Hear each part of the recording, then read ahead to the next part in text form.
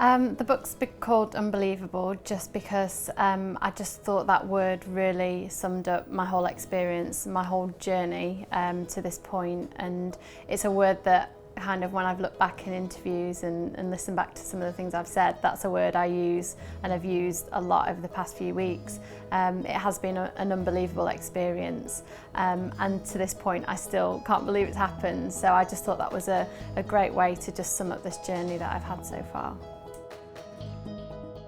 The book's going to have lots of different things, so it's really just trying to capture my journey. So it goes through, you know, different competitions that I've done from different levels, from junior, how I got into the sport, you know, different things I've struggled with through my career with injuries. So, you know, there's a lot that focuses on 2008 and some of the behind the scene things that, you know, I had to deal with at that time.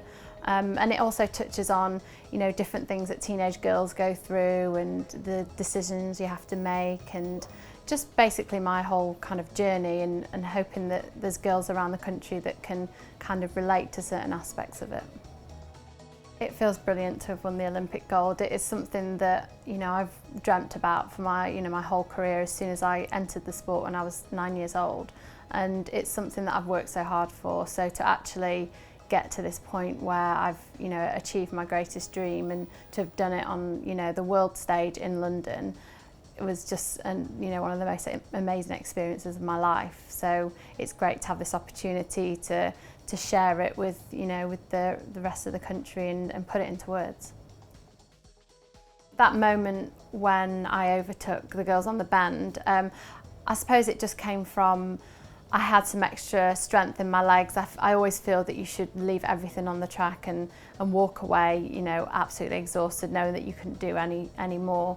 And at that point, I still felt I had a little bit left. And the crowd just, you know, was so loud, it just started erupting as I you know, overtook them.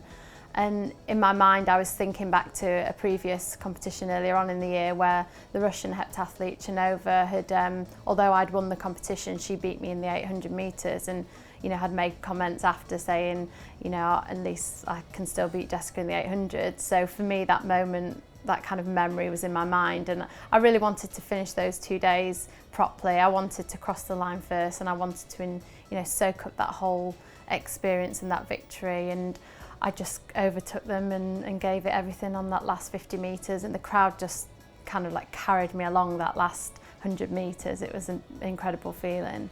And yeah, that's what I kind of had in my mind as I was doing that last part of the heptathlon. Whatever you're trying to achieve in life, whether it is sport or another personal goal, I suppose that I would just love people to read my book and take some inspiration from it, just see how I kind of did it. And I know not everyone's going to become Olympic champion, but we all have goals in life, and if I can just show you kind of how I did it and the different experiences and ups and downs I had, and maybe people can relate to it and kind of use it in a positive way to help them get to their dream.